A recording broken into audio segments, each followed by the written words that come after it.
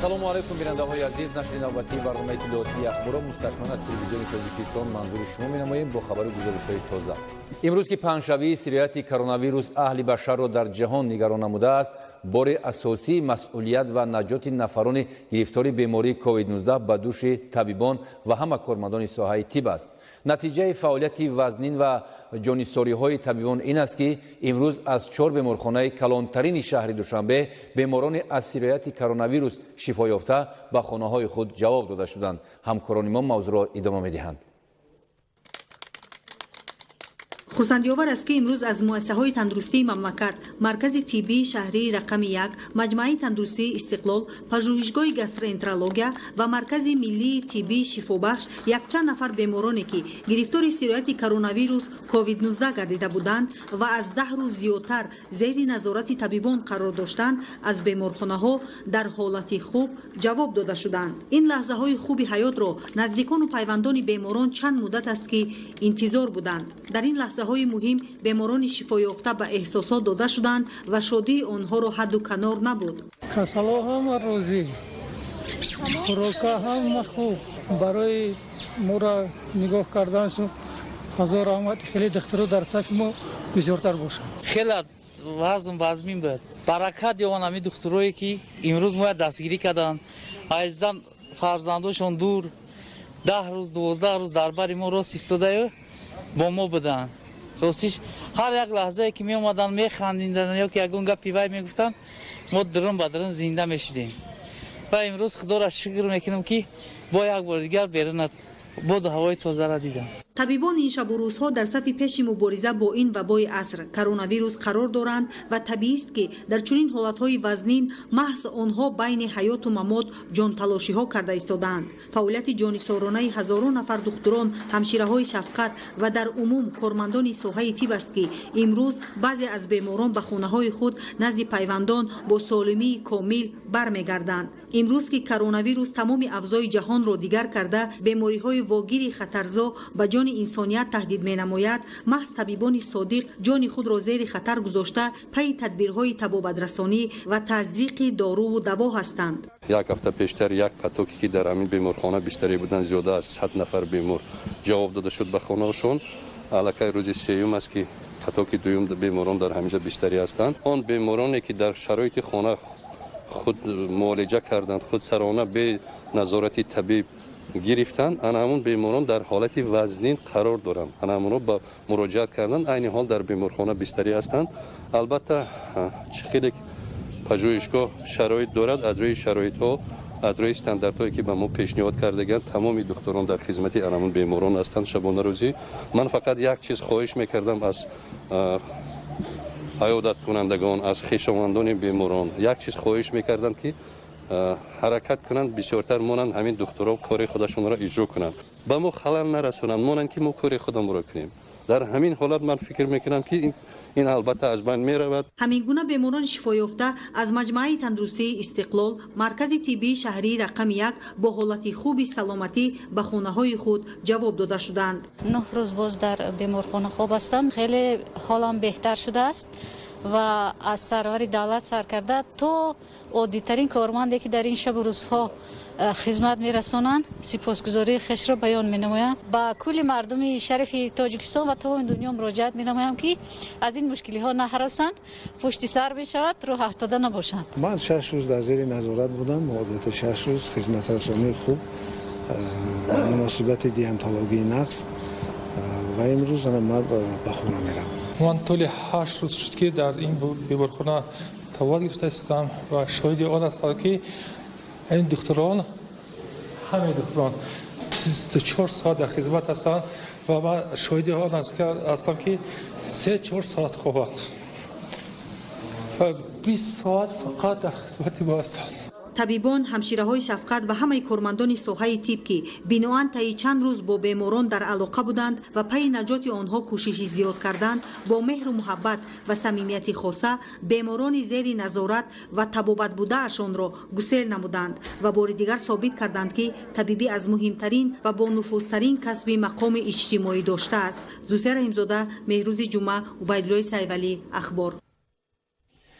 امروز همچنین از مؤسسه‌های طبی شهری خروغ نیز شماری از طبابت یافتگان به خانه‌هایشان رخصت داده شدند. واقعا هم امروز طبیبان با تلاش‌های پیگیرانه در درمانگاه‌ها با طور شبانه روزی فعالیت نموده برای سری وقت رسانیدن کمک طبی به بیماران و هر چیز زودتر شفا یافتن آنها کوشش به خرج می‌دهند. همکاران ما موضوع را ادامه می‌دهند. مقامات اجرایی حاکمیت دولتی ولایت مختار کوهستان بدخشان در همکاری با ریاست تندرستی ولایت فعالیت را پرزور نموده چاره‌های تأخیرناپذیر را در این سمت اندیشیده عملی نموده ایستادند. در این راستا امروز 9 نفر شفا یافته از بیمارخانه ولایتی به خانه‌هایشان رخصت کرده شدند که طبق اطلاع مسئولین تا به امروز 42 نفر معالجه یافتند و به نزد خویش و پیوندانشان جواب داده شدند. به خاطر پیشگیری از بیماری و دست مدد رساندن به بیماران و نیازمندان محله‌های شهر خروغ اقدام شایسته را پیش گرفته روز بیماران را با غذای گرم و کمک یک وقته تامین می‌نمایند. نوابسته از آن که در جمهوری تاجیکستان و من جمله در ولایت مختار کوهستان بدخشان این بیماری به قید گرفته شده است، لیکن خلال سفیدان کسلخانه ولایتی بهر پیشگیری آن از تمام امکانیت‌ها کار گرفته مریضان را سری وقت از بیماری نجات می‌بخشند.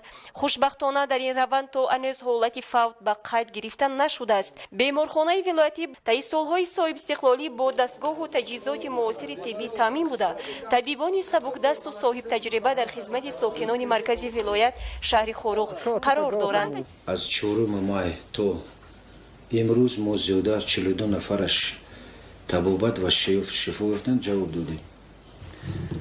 وضع امروزه بیمارخانه ولایتی معتدل است و حکومت جمهوری تاجیکستان به مقصد بهتر نمودن وضع امروزه بیمارخانه ولایتی هم از طرف حکومت جمهوری تاجیکستان هم از طرف مقامات حکومت دولتی ولایت مختار کوهستان بدخشان هم از طرف شریکان رشد و هم از طرف دیگر سخاوتمندان به بیمارخانه ولایتی بسیار اردم کلان رسیده ایستادند. مریضانی که امروز از بیمارخانه جواب داده شدند در نوبت خود اظهار منتداری خود را به پیشوای معظم ملت محترم امام علی رحمان و ساکنان سخاوت پیشه ولایت مختار کوهستان بدخشان عرضه می‌نمایند که در این روزهای سخت و سنگینی به سر مردم آمده آنها را دستگیری نمودند و طبابت رایگان رسانیدند.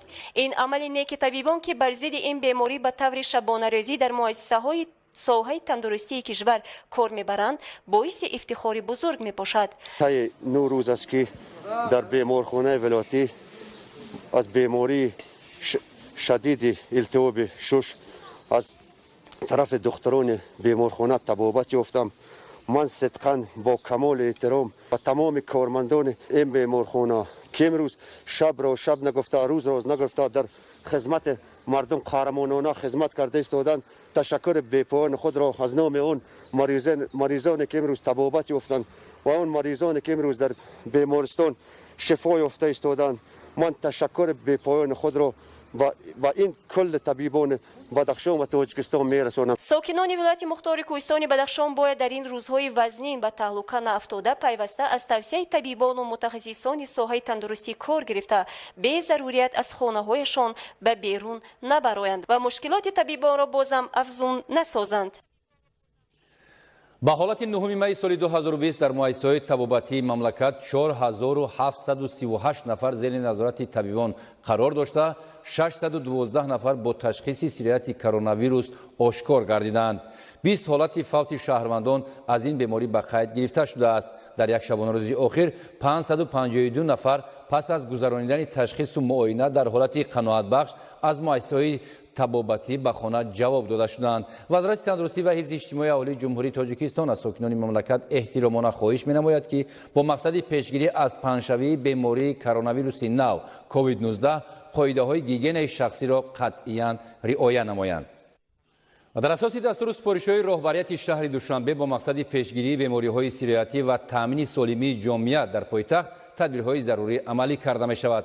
به ضررگردانی جایهای جمع‌شوی آدمان، مکتب و مؤسسه، کوچه و خیابان با شمول ایستگاه‌های نقلیاتی و منطقه‌های اهالی‌نشین از جمله همین گونه تدبیرهایی است که پیوسته در پایتخت مملکت عملی می‌گردد. گزارش خبرنگاران ما.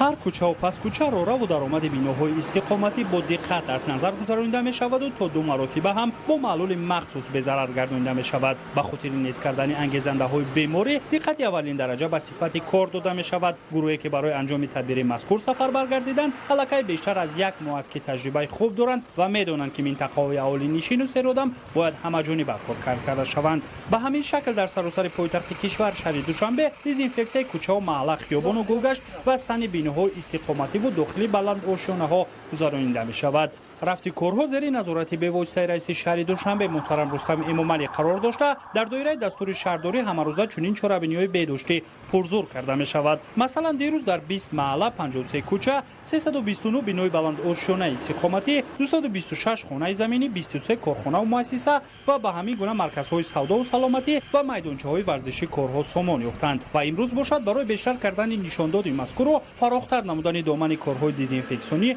چهاره‌ها جانا کرده شدند. علل خصوص شماره بیشتر تکنیکای مخصوصی معلول پوشانده برای به‌ضررگردانی کوچه‌های نسبتاً کلان گرد و اطراف بیناهای استقامتی و راه‌های ماشینگرد افزایش داده شد. برای انجام این کار نقلیات ساحوی خدمات دولتی آتش نشانی شهر دوشنبه دسته تعیینات مخصوصی وزارت کارهای داخلی مملکت و شرکت‌های به‌ضررگردانی جلب گردیدند. در این برابر همچنین شرکت فوز باشد در حدود نویه اسماعیل سامانی در کوچه زرگر، محله‌های فردوسی، عمر خیام، گرد و نوایی، باغ ایرم کارهای به‌ضررگردانی را سامان دادند.